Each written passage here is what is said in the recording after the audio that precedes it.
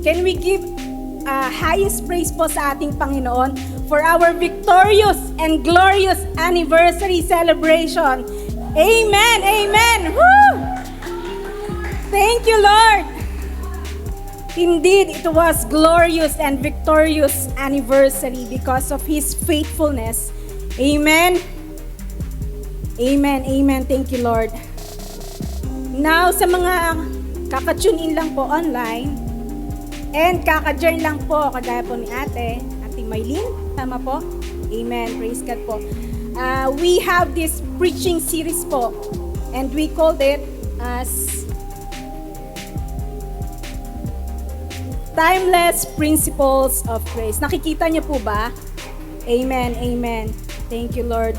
And sa mga naunang preaching po na ituro na po sa atin, yung rest in the finished work of Christ, align every decision with grace, trusting God with your plans, God has already blessed you every day, keep the fellowship of grace, and last week lang po, share po sa atin, share the gospel of grace. Amen. Naririnig niyo po ba ako dyan sa likod? Medyo sablay lang po yung boses ko ngayon. Amen. Praise God. And sa mga hindi po nakapanood or naka-attend po ng preaching series po nung mga past few weeks, pwede nyo pong panoorin yan sa ating Facebook page, sa Grace Unlimited Facebook page po. And pwede rin nyo pong panoorin sa YouTube channel po natin. Amen? Nakasubscribe na po ba kayo? Amen. Thank you, Lord. And for today's last topic po para po sa ating preaching series, the timeless principle of grace is enjoy God's daily grace. Amen. Excited po kayo sa message for tonight? Amen. Amen. So, syempre, before po tayo mag-proceed, samahan niyo po ako manalangin. Let's all bow our head.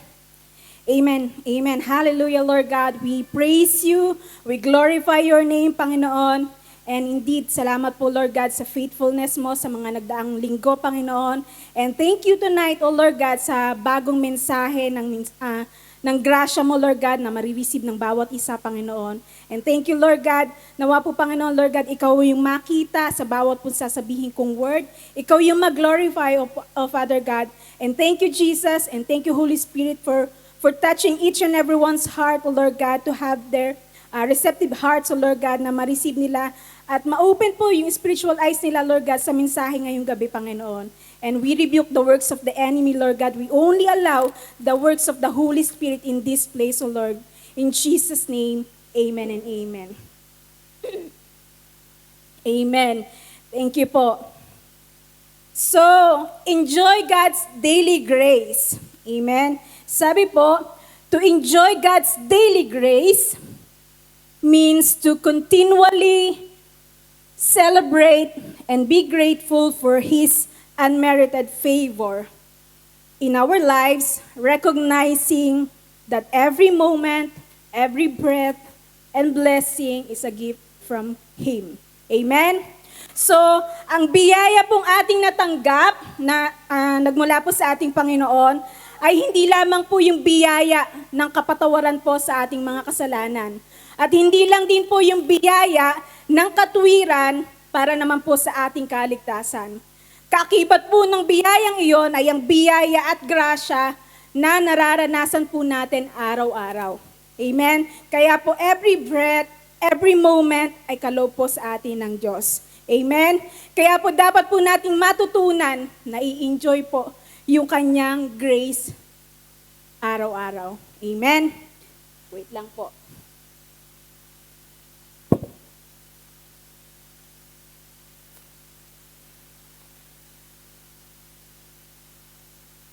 Amen. Thank you, Lord. Amen. So, kaya po ang grace po is not just one-time gift. It is a continual flow of God's love and provision. Ang biyaya pong pinaparanas po sa atin ng ating Panginoon ay walang hanggang provision. Amen? So, ibig sabihin po, lahat po ng pangangailangan natin, sa buhay na ito ay ipinigay na po ng grasya ng ating Diyos. Amen? Dahil it carries you through uncertainties, lifts you in weakness, and reminds you that you are never alone. Amen. I know po everyone can relate. Di ba kapag po may mga pinagdadaanan tayo, kung minsan po ang pakiramdam natin, mag-isa lang tayo, di ba? Pero ang biyaya po ng ating Panginoon ay siniguradong hindi ka nag-iisa. Amen? Remember po, before po umakyat si Jesus Christ sa heaven, nung naghahabilin po siya sa kanyang mga alagad or sa mga disciples po niya, at the same time din po, sinabi po niya sa mga alagad po ng ating Panginoong Jesus na I am with you always. Diba? Hindi po niya sinabing sometimes, pero ang sinabi po niya, I am with you always. Amen? Kaya po wala pong sandali, kahit minuto, segundo, na hindi mo kasama ang ating Panginoon. Amen? And remember po, ang pagsama po sa atin ng Panginoon ay hindi po nakadepende sa feelings mo. Okay? Hindi rin po siya nakadepende sa opinion ng mga nakapaligid sa iyong mga tao. Amen? Because whatever they say or whatever they think or minsan ikaw, whatever you say or whatever you think, hindi nun mababago yung katotohanan na hindi ka nag-iisa. Amen? Hindi ka iiwanan ng ating Panginoon. He will never leave you. Amen? Because He will be with you forever. Amen? Amen. And God's grace is more than enough for today's journey, tomorrow's challenges, and every moment in between. Amen. So always remember po na wala pong malaking hamon ng buhay or pagsubok na hindi po sapat ang biyaya ng ating Diyos. Amen. Alam niyo po, napansin ko lang that the more po na naniniwala tayo sa grace ng Lord, that the grace of God sustains us, the more the enemy will try to ruin us. Yeah? Kaya po kapag nasa harap ka po ng mountains of problems or circumstances, don't just say, grace of God, but shout to that mountain, grace, grace to it. Amen? Amen. At dahil po ang pagsasabi po ng grace, grace to it ay hindi lang po basta pagsabi or pagsigaw na gusto mo lang kasi gumawa ng ingay. Okay? Hindi po ibig sabihin no na mag-iingay ka lang. Bagkus po ang ibig sabihin po no, pagsasabi at pagsigaw ng iyong paniniwala dahil ang sabi po sa Bible, ang puso'y naniniwala, ang bibig ay nagsasalita. Amen? Out of the abundance of the heart, the mouth speaks. Amen. Kaya kailangan mong bigkasin, kailangan mong sambitin. Grace, grace to it. Amen? Can we say it out loud? Grace, grace to it. Amen. Dahil po, idinideclare po natin na walang makadadaig po sa biyaya ng ating Panginoon. Amen? Dahil anuman po yung bagyo, anumang pagsubok, anuman pong bundok na hamon po sa ating buhay, wala pa rin pong mas dadakila sa biyaya ng ating Diyos. Amen? And because of the grace of God is great, wala pong pwedeng magnakaw ng joy na dapat ini-enjoy mo araw-araw. Amen? Amen. And remember po, hindi po tayo makakapili ng kondisyon ng araw kapag na maging maayos, 'di ba? Na kapag gusto po nating na maayos, nagkakaroon tayo ng problema. Parang kapag gusto po nating umulan, maaraw naman po. Na kapag gusto nating umaraw, nandiyan naman yung malakas na ulan, 'di ba? Ganon din po sa ating buhay na hindi tayo pwedeng pumili ng mangyayari po sa ating buhay. Amen? Na sana walang problema, pero may dumadating na problema at hindi pa tapos yung problema, meron na naman. Diba po? Pero ano man po yung mangyari, Ayon po sa kagustuhan ng malawak po na karunungan ng ating Diyos, kayang-kayang harapin po ng biyayang yan na naibigay na po sa iyo. Amen? Amen. Can we give a clap offering po sa ating Lord? Amen. Thank you, Lord. Thank you for your grace. Okay, now, I will give you 3 biblical reasons po why we enjoy God's daily grace. Okay? And then after po, I will give you 3 applications naman po para po sa ating study ngayong araw. Para po paglabas po natin ng bulwagang ito, bulwagan. Para po paglabas po natin at tayo po ay haharap na sa realidad ng buhay, di ba? Alam po natin kung anong gagawin natin at alam po natin ipamuhay ang biyaya ng Diyos araw-araw. Amen? Amen. So, let's proceed po. 3 biblical reasons why we enjoy God's daily grace. Number 1, grace strengthens us in every weakness. Amen. So, grace strengthens us in every weakness. Meron pong weakness na ang bawat isa. Amen? And that's why we call it limitation. Okay? Ibig sabihin po, ang katotohanan po na hindi po natin kayang gawin ang lahat. Right? And sadya pong itinakda po ng ating Panginoon dahil po sa kanyang karunungan na maglagay po siya ng hangganan na hindi mo magagawa yung mga yon upang sa panahon na yon ay kakailanganin mong umasa sa biyaya niya. Amen? Dahil po kapag feeling mo lahat po ng bagay is kaya mo na, kaya mong gawin, ibig sabihin lang po nun, hindi mo na kailangan ng biyaya niya. Right? At kapag ganun po yung nangyari, isa po yung malaking hangalan. Dahil ang totoo po, hindi po natin kaya ang lahat. Amen? Kagaya po ng isang malaking alon sa dagat, di ba? Napakalaki ng alon, pero kapag humampas po siya sa dalampasigan, nawawala po. Humuhupa po yung alon niya. Amen? Dahil ang Diyos po ay nagtakda po siya ng limitasyon. Amen? And then kapag sinabi pong weakness, hindi po siya ibig sabihin na sickness. Amen? Hindi po siya, it refers na sickness. Amen? But it is referring to limitation. Inability to do things easily. Amen? Sometimes po may mga bagay na parang pag nakita natin, ay, ang dali lang ito gawin. Di ba po? Pero kapag ginawa na po natin, ang hirap pala. Di ba? Dahil po, sadya pong inadya na ganun yung mangyari para po tumiklop yung tuhod natin at tayo po'y tumingala at sabihin natin, Lord, I need you.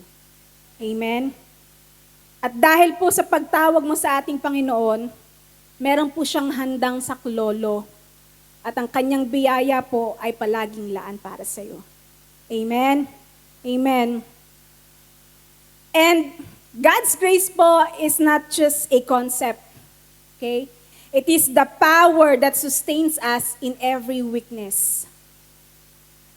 And when we feel inadequate, His grace is more than enough. Amen? When we feel inadequate po, ibig sabihin po that sometimes pakiramdam po natin, parang kulang yung pinag-aralan ko. Parang kulang yung kakayanan ko. Parang kulang yung kakayanan ko para mag-lead. Diba? But then you would realize na nagawa mo lahat ng yon because of the grace of God. And that's make the difference. Amen? Because God's grace is more than enough. Amen? Amen. His strength is made perfect in our limitations and inability to accomplish things by our own strength, reminding us that we are never left to our own strength. Amen? Dahil po, hindi po pinapayagan ng ating Diyos na iwanan tayo sa sarili nating lakas. Amen? Kaya po, wala po tayo or wala ka pong kayang maipagmalaki dahil po sa biyaya ng Diyos, kaya ka po nakakagawa. Amen? Siya po ang kumikilos sa iyo. Amen? Amen. And even in our lowest moments, we can still rest in the truth that His grace upholds, empowers, and carries us through. Dahil po, whatever the struggle, His grace remains sufficient, enabling us to stand firm and walk in victory. Amen? Naintindihan po natin? Amen. So let's proceed po sa ating verse. 2 Corinthians chapter 12 verse 7. Sabi po diyan, it is Apostle Paul, to keep me from becoming conceited because of these surpassingly great revelations, there was given me a thorn in my flesh, a messenger of Satan to torment me. Sinabi po diyan ay great revelations. Hindi po revelation. Amen? With letter S po, ibig sabihin po, madami. Amen? At yung pong message of full grace na ipinagkaloob po kay Apostle Paul ay hindi po niya nakuha dahil siya po ay nag-aral. Hindi po niya nakuha dahil umaattend po siya ng Bible study. Okay? At hindi rin po niya yun nakuha dahil ini-reward po. No. Binigay po yun sa kanya effortlessly. Amen? Amen. Alam niyo po, nung panahon po ni Apostle Paul, nung time na nagpe-persecute po siya ng mga believers and follower ni Jesus, from Jerusalem to Damascus, di ba there is this instance na meron pong liwanag na sumalubong po sa kanya, right? And then, because of that na light, sobrang liwanag, nabulag po siya ng 3 araw. Amen? Amen. At habang siya po ay bulag, kinausap po ng ating Panginoon ang isang alagad na may pangalang Ananias. Amen? Na sinabi po niya, puntahan mo si Paul, si Apostle Paul, para hindi Bible study, para po hindi makipagtalo, kundi para ipanalangin. Amen? Pero ano pong ginawa ni Ananias? Siya po ay tumanggi. Bakit? Kasi po, marami po siyang naririnig tungkol kay Apostle Paul. That he was persecuting believers. Diba? Yung mga followers ni Jesus. Pine-persecute po niya. Amen? And sabi po niya, ayaw niyang pumunta doon kasi baka ganun yung gawin sa kanya.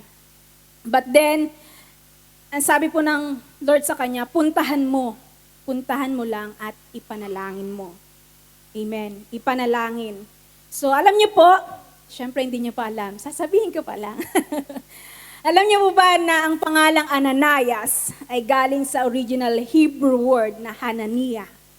Hindi ka na po nilagay dyan. Hananiah, which is, the root word po is Hanan. Ang Hanan po, which means ay grace.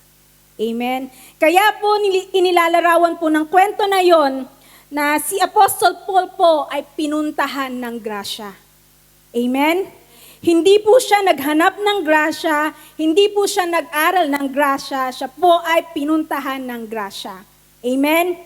At nung pinag-pray na po siya, namulat po yung kanyang mata at nakita po niya yung katotohanan at nakita niya yung kapahayagan ng tinapos na gawa ni Kristo sa krus ng Kalbaryo. Amen? Kaya po, ang kaya lang po natin gawin is i-share. Diba? We can only share yung grace ng Lord because alam po natin na hindi po babalik ang salita ng Diyos na wala pong kabuluhan. Amen? Amen. And another revelation po na ibinigay kay Apostle Paul is about the rapture of the church. Amen? Hindi po yan binanggit ni Jesus Christ and hindi rin po siya binanggit ng mga alagad. Amen? Because isa po yan sa mga revelation na ibinigay po kay Apostle Paul ng ating Panginoon.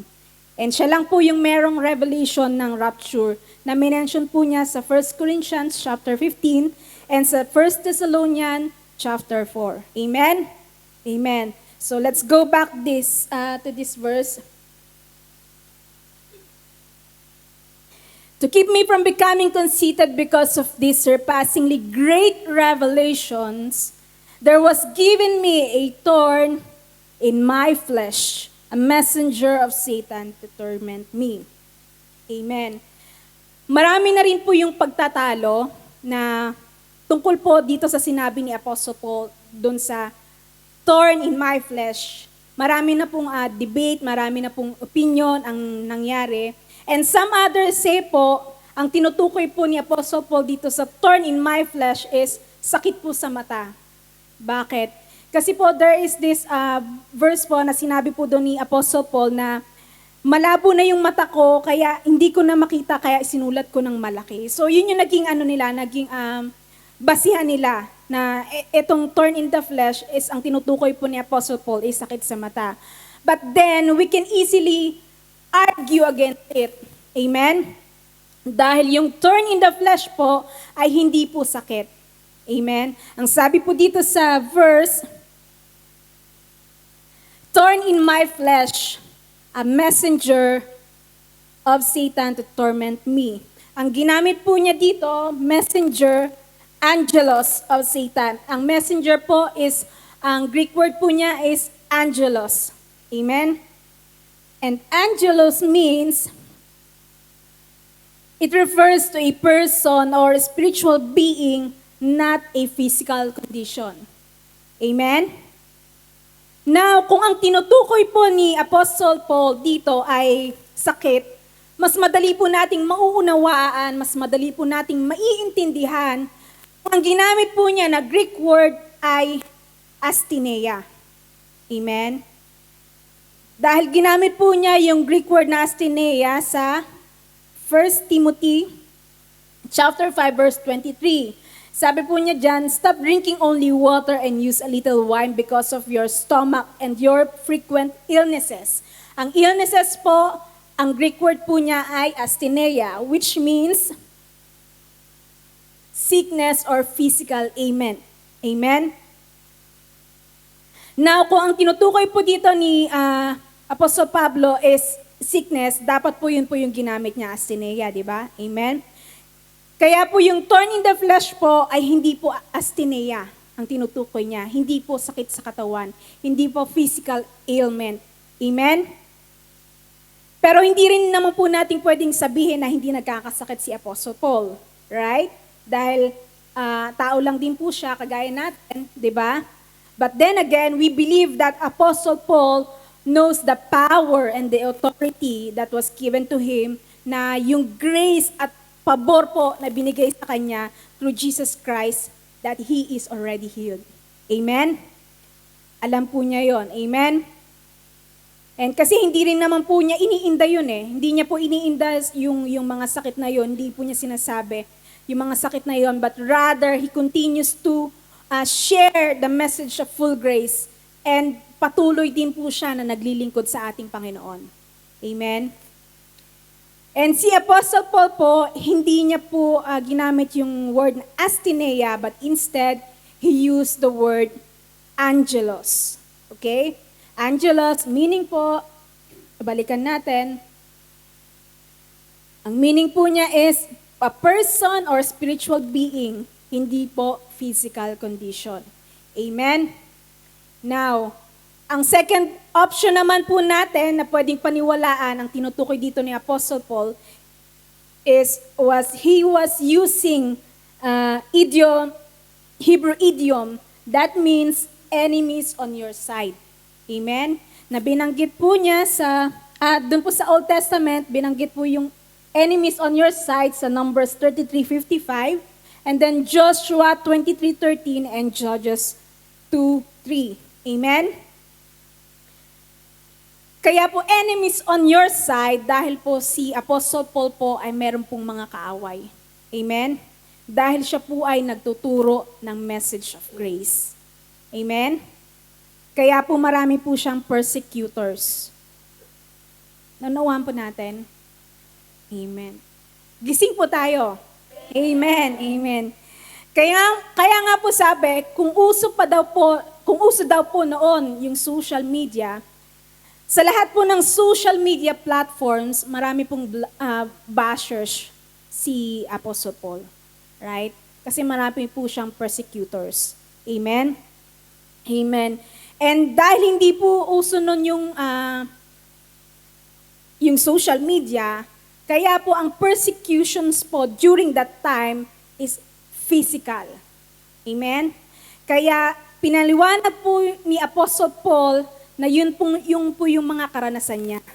And if we are going to look again on this verse,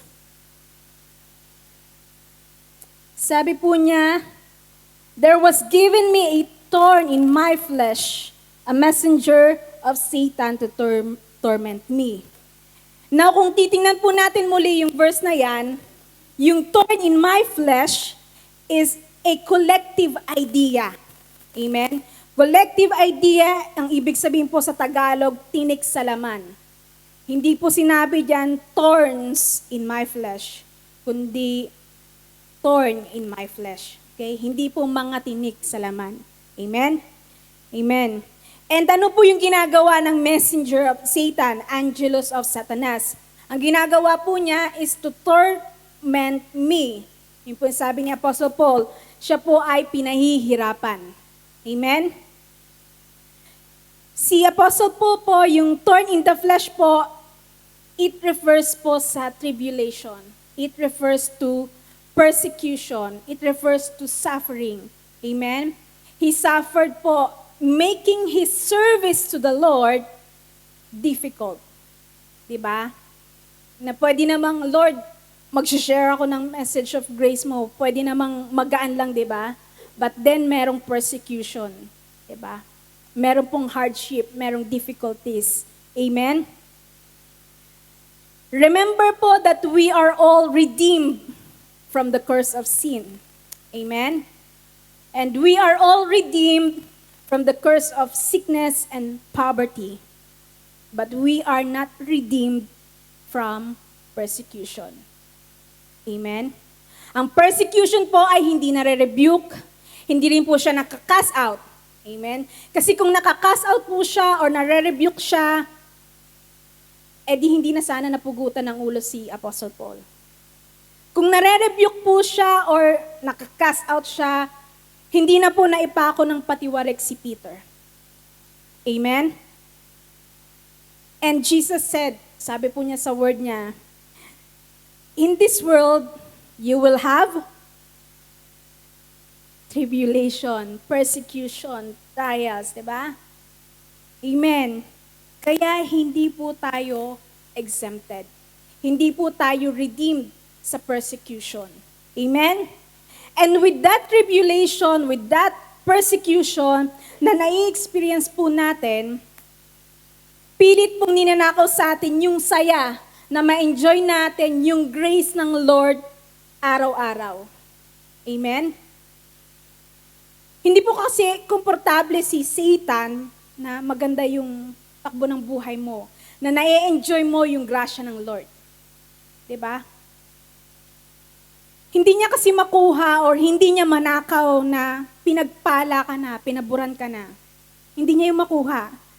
Kaya ang ginagawa niya, he makes your life difficult by using a person or spiritual being. Amen? To make your life miserable. Para hindi ka magpatuloy sa paglilingkod. Para hindi ka magpatuloy sa lakad mo sa pananampalataya sa ating Diyos. Amen? Now, baka po may magtanong sa inyo, yun ba talaga yung tinutukoy ni Apostle Paul? Yung tribulation, yung persecution. And because naniniwala po tayo sa context sa Bible, di ba? Binasa po natin yung context na chapter 12. Tanungin ko po kayo, bago po magkaroon ng chapter 12, ano po muna? Yes, tama. Chapter 11, di ba? And sa chapter 11 po, inilist down po ni Apostle Paul lahat po ng pinagdaanan niya. Amen?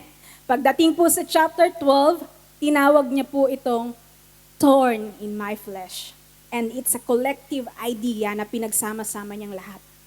Amen? Now, let's see po yung chapter 11. Sabi po dyan, 2 Corinthians chapter 11:23, are they servants of Christ? I am out of my mind to talk like this. I am more. I have worked much harder, been in prison more frequently, been flogged more severely, and been exposed to death again and again. Amen. Inisa-isa po niya yung kanyang pinagdaanan. Amen. Now let's see yung verse 24 and 23. Sabi po niya, 5 times I received from the Jews the 40 lashes minus 1. So pinag-compute pa niya tayo. 40 minus 1, 39. Diba? 39. So 3 times I was beaten with rods. Once I was pelted with stones. 3 times I was shipwrecked and spent a night and a day in the open sea. And in verse 26, I have been constantly on the move. I have been in danger from rivers, in danger from bandits, in danger from my fellow Jews, in danger from Gentiles, in danger in the city, in danger in the country, in danger at sea, and in danger from false believers. Lahat po inilist down ni Apostle Paul. Amen? Lahat po yun, difficulties, lahat po yun, pinagdaanan po niya, struggles in life. Amen? Kaya po, hindi mo gugustuhin sumama sa travel goals ni Apostle Paul. Amen? Bakit? Kasi po, parang kahit saan siya pumunta, laging may danger, di ba? Amen? Amen. Kaya po, si Apostle Paul, kapag sabihin niya, sama ka sa travel goals ko, wag mo na pong hayaan kasi baka mapasama ka pa sa mga dangers in life niya. Amen? Anyway, kidding aside. Sa verse 11 naman po, verse 27, I have labored and toiled and have been often gone without sleep. I have known hunger and thirst and have often gone without food. I have been cold and naked. Amen. In-enumerate po niya lahat po ng pinagdaanan po niya sa lahat po ng nabanggit natin. Amen? And then pagdating po sa sa chapter 12, he summarized it. And it torn in my flesh. Naunawaan po? Amen. And ito po yung nagpapahirap sa kanya, di ba? Ito po yung nagpapahirap sa kanya sa paglilingkod niya sa ating Panginoon. Na dapat magaan lang sana yung paglilingkod niya, di ba? Pero ito po yung nagpahirap sa kanya, itong thorn in his flesh. Yung reason why he prompted to pray 3 times sa Lord. Amen? Let's see po kung totoo. 2 Corinthians chapter 12 verse 8. Sabi po dito, 3 times I pleaded with the Lord to take it away from me. Amen. Bigla po bang merong nag-reminisce sa inyo? Diba? When you are in your difficult situation, nakiusap ka din po ba sa Lord, Lord, take it away from me. Yeah? What more pa po si Apostle Paul, na parang buong araw or everyday na lang may danger. Kaya ganun na lang po yung panalangin niya na, Lord, take it away from me. Diba? Sa lahat po ng pinagdaanan niya, makikiusap talaga siya sa Lord. Naalisin po yun. Amen? Pero ano po ang sagot ng Lord? Sumagot po ba ang Lord?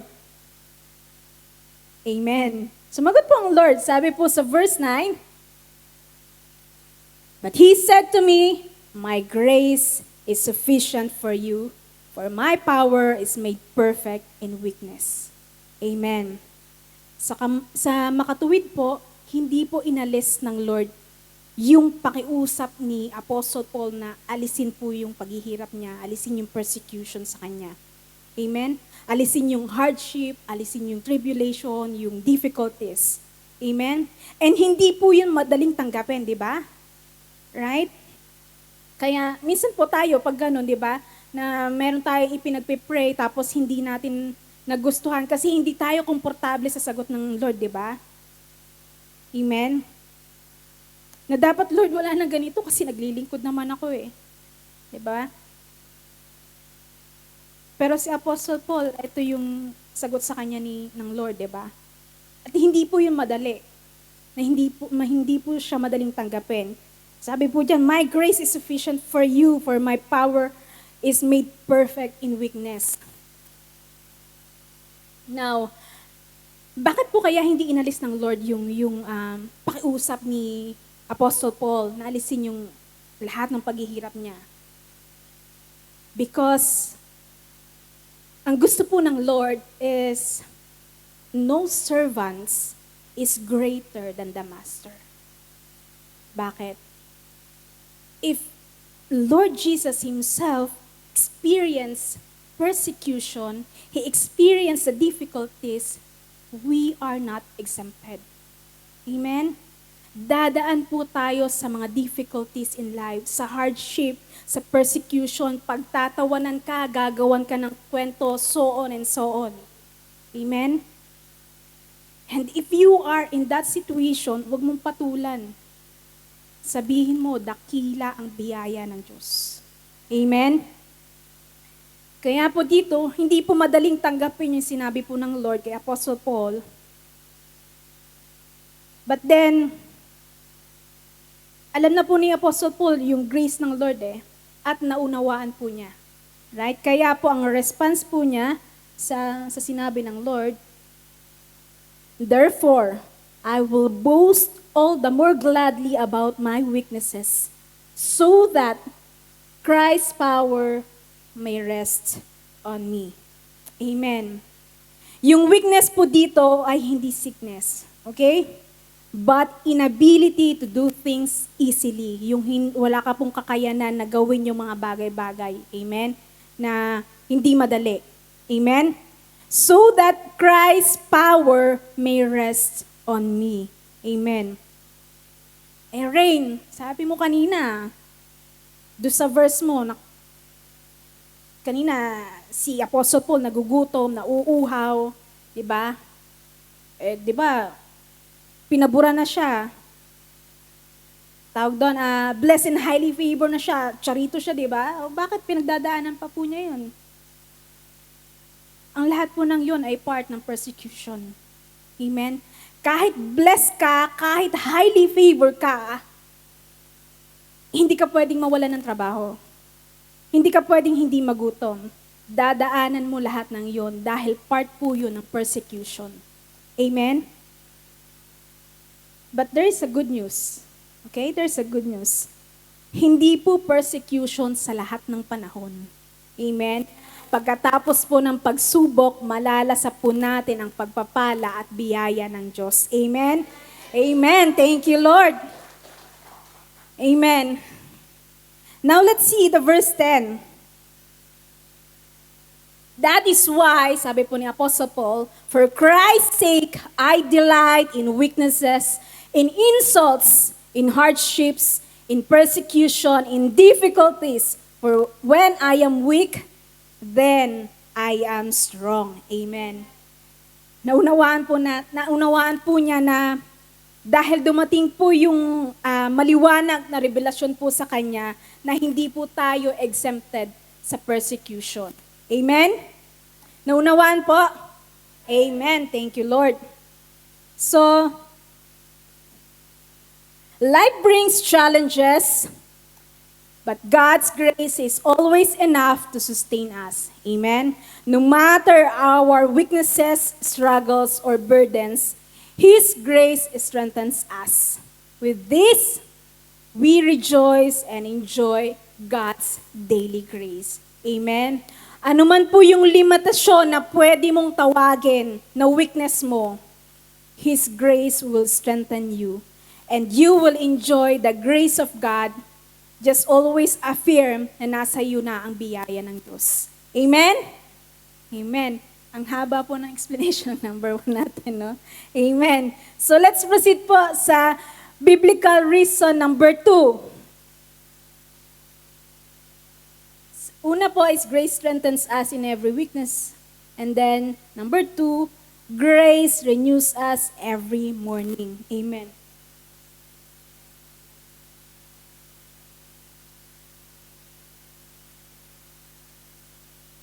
Ayan.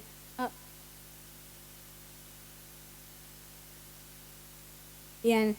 Grace renews us every morning, reminding us that each day is a fresh start. Amen? Because of His unfailing love, no matter what yesterday held, His mercies are new today, sustaining, strengthening, and refreshing our souls. Amen? After all night po, after mahabang magdamag, meron pong magandang umagang kasunod. Amen? Meron pong bagong biyaya ang ating Lord for you. Amen? Kahit gaano man po katagal yung magdamag na yan, always remember there is a new morning to come. Amen?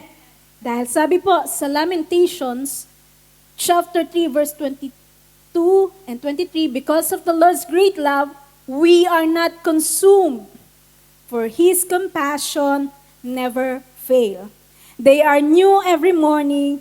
Great is your faithfulness. Amen. Amen.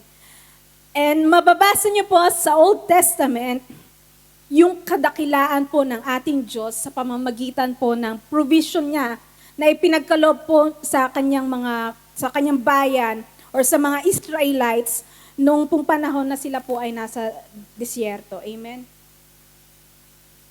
And hindi po nagmintis magpaulan po ng mana araw-araw ang ating Lord sa kanila. Amen. At mababasa nyo din po doon sa Old Testament na tumigil lang po yung pag-ulan ng mana the day they enter the promised land. Amen. So let's read po Exodus 16 verse 4. Then the Lord said to Moses, I will rain down bread from heaven for you. The people are to go out each day and gather enough for that day. Amen. So hindi ka pwedeng mag-ipon ng tinapay para sa susunod na araw. Amen. Yung tinapay is para po sa araw na yun lang. Amen. Pero syempre, meron pong mga pasaway, meron pong nag-isip na siguro baka bukas hindi na uulan to ng mana. Diba? Kailangan maging wais tayo, kailangan nating magtabi. Diba? Sharon. Sabi po sa Bible, yung mga tinabi daw po nila na panis, inuod. Amen. Kasi po kapag sinabi po ng Lord na uulan araw-araw ng mana, maniwala ka. Amen.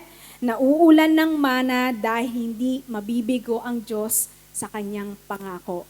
Amen? Ano po ba yung tinapay na yon na sinabi po?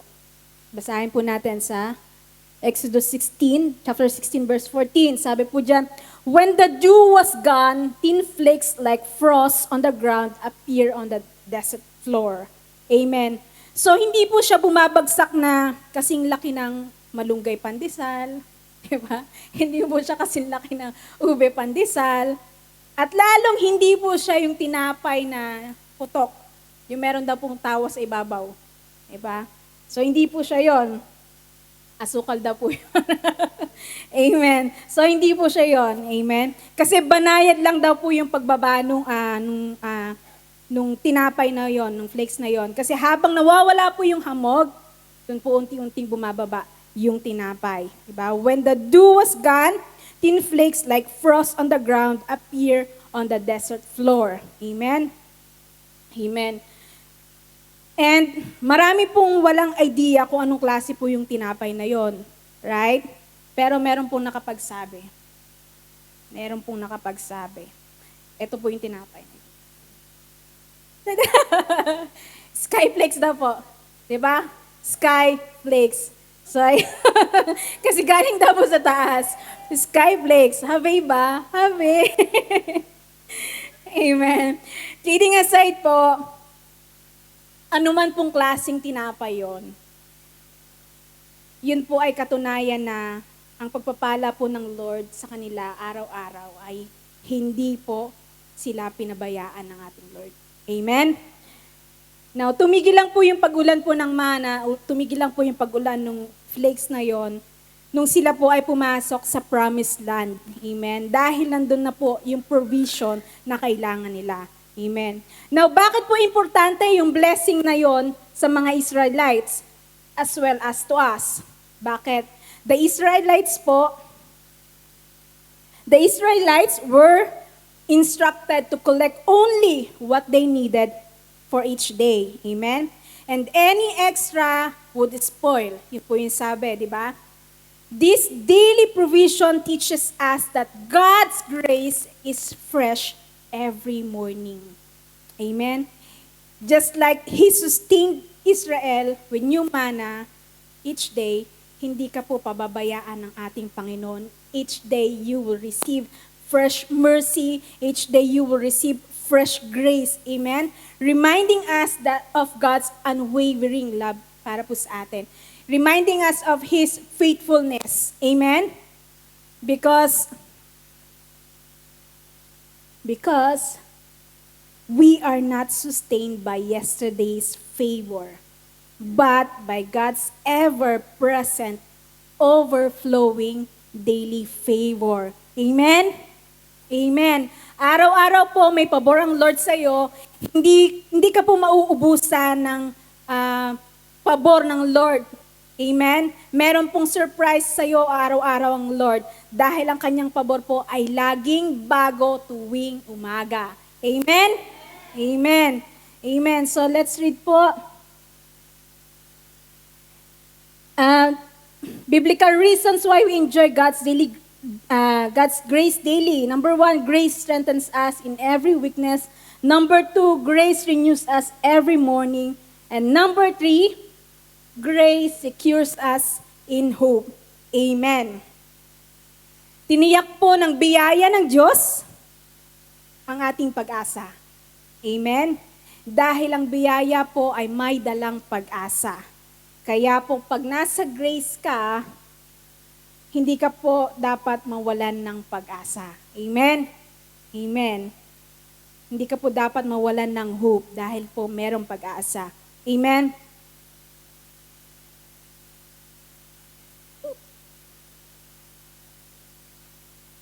Ayan. God's grace is the firm foundation of our hope. It assures us that no matter we face, we are anchored in His unchanging love and faithfulness. His grace not only saves us, but also sustains us. Amen? Assuring us that our future in Christ is secure. Amen? Sigurado po ang ating future. Amen? Dahil hawak po ng ating Panginoon ang ating buhay. Amen? Hindi man natin alam yung mangyayari kinabukasan, pero ang nakakaalam po nun is yung may hawak po sa ating buhay. Amen? At dahil alam po natin who holds our future, we should not be afraid na anuman po meron sa kinabukasan, dakila po ang biyaya ng Diyos. Amen? Amen. Let's read po 2 Thessalonians chapter 2 verse 16. May our Lord Jesus Christ Himself and God our Father who loved us by His grace give us eternal encouragement and good hope. Amen.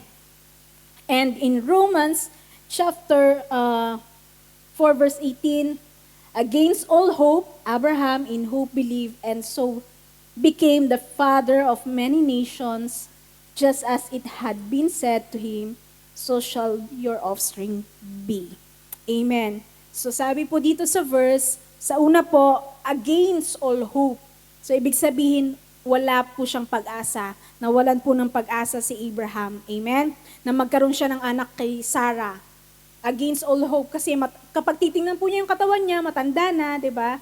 And kapag titingnan po niya yung asawa niya, matanda na rin. And barren po siya, bawg po si Sarah, di ba? So hindi sila magkakaroon ng anak. So, ang tendency, against all hope, so wala na siyang pag-asa na magkakaroon pa sila ng anak. Amen? But then again, ang sabi dito, Abraham in hope believe. Amen?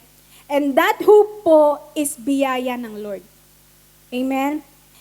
Biyaya po yan ng Lord sa kanya. Kaya kapag nawawalan ka po ng pag-asa, magkakaroon pa ba ako ng work? Diba? Or makakaalis pa ba ako sa sitwasyon na to? maniwala ka na laging may pag-asa. Amen? Amen. Sabi po diyan, Abraham in hope believed. So he became the father of many nations, just as it had been said to him. Amen? And nung sila po ni Abram, si Sarah po, before siya tawaging Sarah, Sarai po siya, di ba? Before po tawaging Abraham, si Abraham, siya po ay Abram. So wala pong bunga. Kailan po lumabas yung pangakong anak na si Isaac? Nung pinalitan po yung kanilang pangalan. Amen? From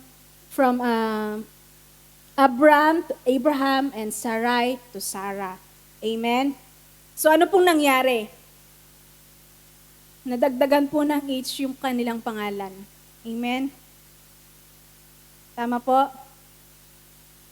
Which is in Hebrew alphabet po, ang letter H po is pang 5 alpabeto. And ang meaning po ng 5 is grace. Amen. Kaya po nung palitan yung kanilang pangalan, nagbago po ang lahat. Bakit?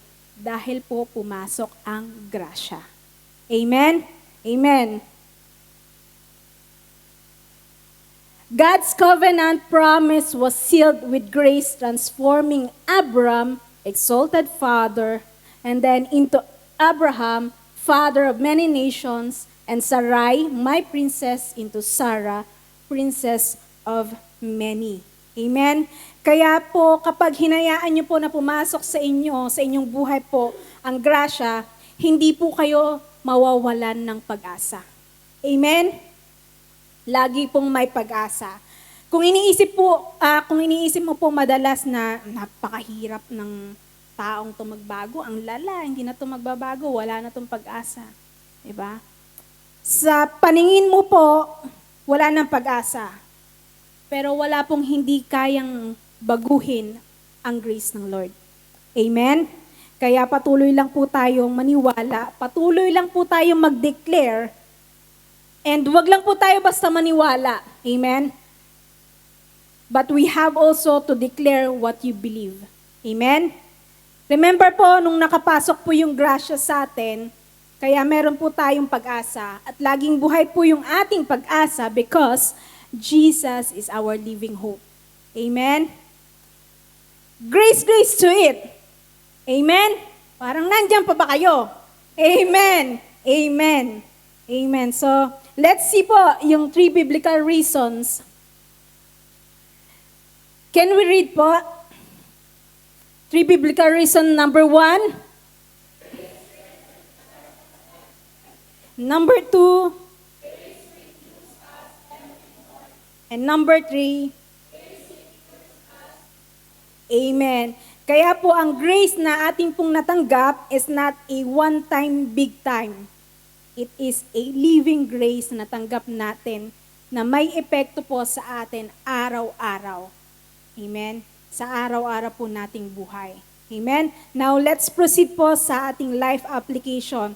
I will give you 3 short lang po. Mabilis lang po. Number 1, ayan, start each day with gratitude for His grace. Amen? So, wag ka po mag-start, magreklamo, di ba? Wag kang mag-start ng umaga mo na nagrereklamo ka, paggising mo pa lang ng umaga, galit ka na agad, galit ka na sa mundo, galit ka na sa gobyerno, di ba? Galit ka na agad sa katrabaho mo. Simulan mo po yung araw na ikaw po ay nagpapasalamat sa ating Diyos. Amen? Bakit po? Bakit po dapat ganon? Kasi nung natulog ka po, meron ka pong kasabay na natulog sa ibang part po ng mundo. At yung kasabay mo po na yon, yung iba po doon, hindi na gumising. Amen? Kaya po dapat magpasalamat po tayo sa ating Lord na nagising pa po tayo. Ano man po yung haharapin natin sa araw na yon. Amen? Dahil buhay pa rin po tayo. Amen?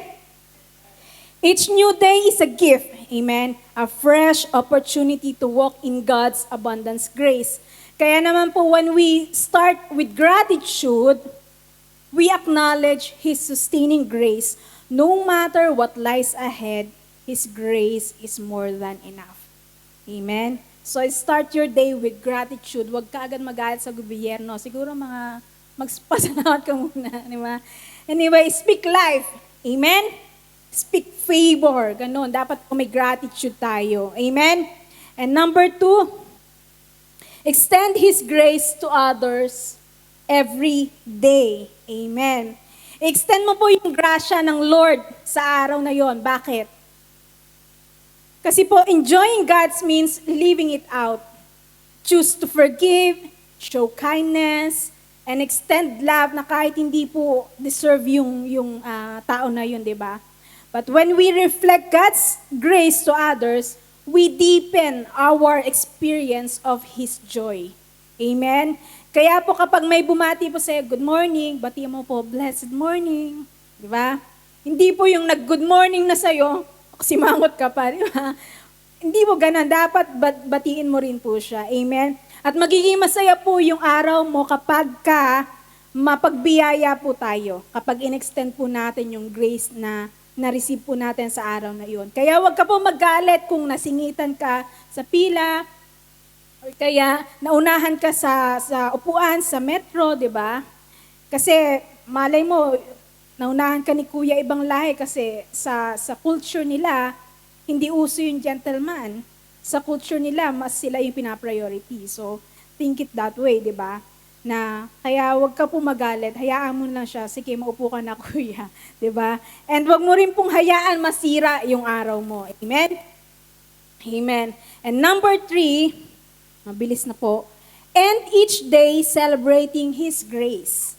Amen. So, you start your day, then you extend the grace of that day to other people, and then end that day celebrating His grace. Amen. As each day ends, take a moment to reflect on God's goodness and celebrate His favor. Amen. His grace has carried you and strengthened you and sustained you. Amen. Kaya po, no matter what they have, His mercy never failed. Amen. Kaya po, pag umalis ka sa bahay nyo and then nakabalik ka po ng safe, it's because you are protected by God's grace. Amen. Kaya magpasalamat ka po dahil madami din po ang umaalis at hindi na po nakakabalik.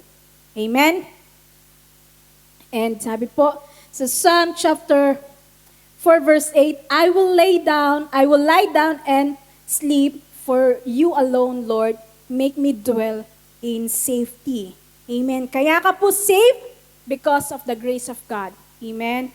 And para po ma-enjoy mo ang God's daily grace, you have to learn to apply this application. Amen. You have to learn to apply this application. Can we all read po? Number 1. Amen. And number 2. And number 3. Amen, amen. Because the big idea, in Christ, I enjoy God's daily grace. Are you in Christ? Amen. So enjoy God's daily grace. Amen? Amen. So let's all stand up po and give clap offerings sa ating Lord. All glory to God. Thank you, Lord.